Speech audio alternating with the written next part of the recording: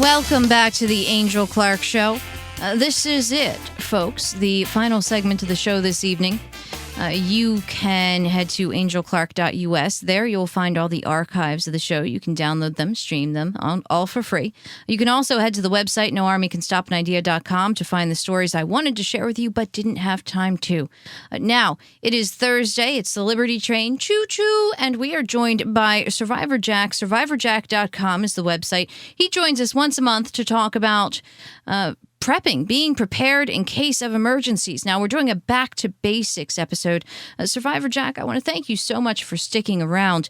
When we stepped away, we were talking about some of the different basics that are survival. And you said something along the lines of surviving is 80% mental. And then I pointed out it's also physical as well. And this is something that you helped share with us in the past. So what are some of the different ways physically that we need to be prepared in case of emergency? Physically, you have to realize that emergencies, if they're large ones, and let's take something like the Moore tornado or an earthquake or one of the hurricanes, those things very often require us to be in physical movement for hours at a time. And I used to be about 360 pounds before I got into survival. And so I've lost about 100 pounds at this point. And wow. I still got about another 50 to go. So, or more, I should probably be honest. But the point is that I had to change my mental attitude to bring that physical reality. So I just bought a couple of little hand weights to begin with. And I put them beside my chair and I would work out with my arms several times a day.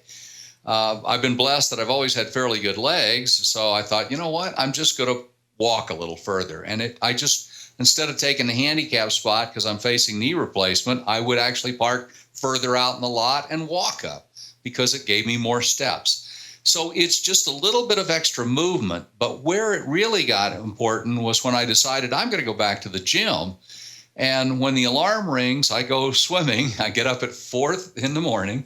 Oh my gosh. So when the alarm rings at 4 a.m, you know, I could go, oh, I'm too tired and my body's sore and my mind, you know, no, I go, hey, this is great. Now I'm going to get up.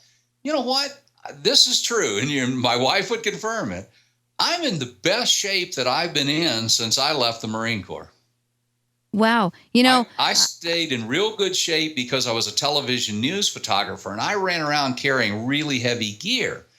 But I was always heavy set. Now my body's slimming down and I can walk further and I can carry more.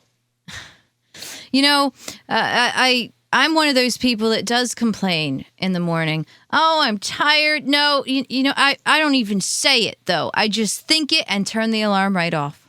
Exactly. And that's the psychological part of this thing that brings us back to, is your thinking going to give you the best preparation for being prepared? And if you simply go, you know, exercising's too hard, let me tell you, the older you get and the stiffer your body gets, you suddenly go, you know what? I should have stretched more when I was younger. I should have walked more. There's an interesting line at the beginning of a movie called Act of Valor about Navy SEALs. And one of the guys said, my father said the worst part of aging is that other men no longer found him frightening. They were no longer afraid of him. Real? That's the worst part of aging?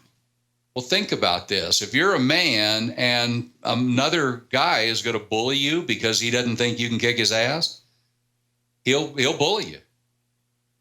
And so as you had once been this big, tough guy, and now you see your body deteriorating, and now you're not a threat to anybody now. Now you need help getting around.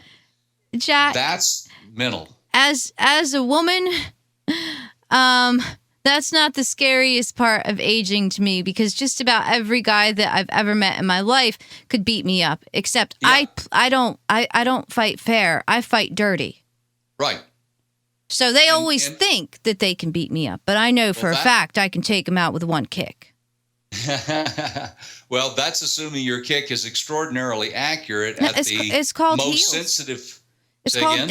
it's called heels or boots. They add a very big amount of toughness to your foot. You know, if you're wearing Right. if you're wearing heels that can really hurt someone.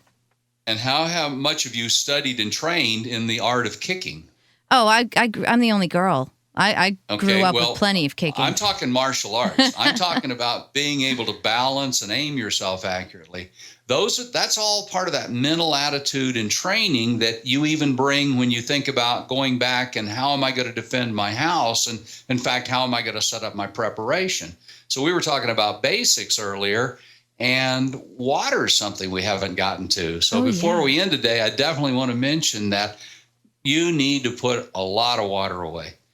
And if you live in an apartment and you think I just don't have room, I invite you to look at the wasted space under your sofa, behind your entertainment center, stuff like that. Broom or coat closets. The floor of them could be covered with a couple of cases of water.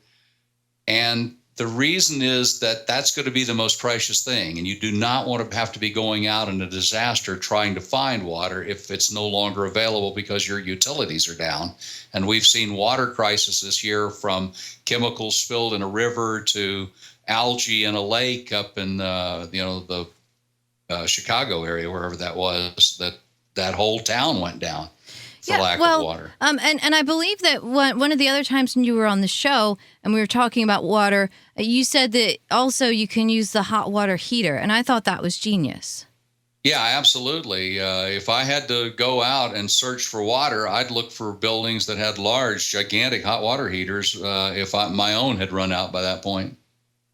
Yeah, well, that's something that just about every house that I know and every apartment that I know has. They've got a hot water heater, so that's 20, 30, 40, 50 gallons of water right there.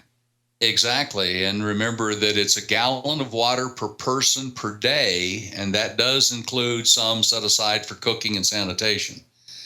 But you want at least a gallon per person per day. And when you look at it that way, my wife and I have two 50-gallon containers in one of our closets. That's basically, if you think of that, 2 months of water for she and I.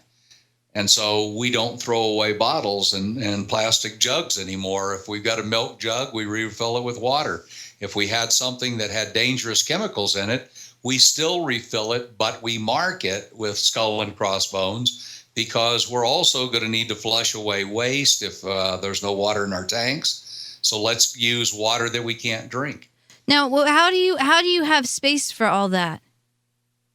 We live in a little modest house. Our basic floor plan's right at 1,000 feet, and we have a So it's a lot of organization.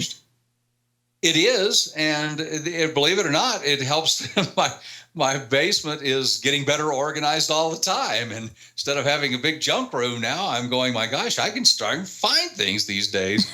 Because it has forced me, that's that planning, to say, where can I store things, and to set my basement up differently and to use space in a way that I'd never looked at it that way before.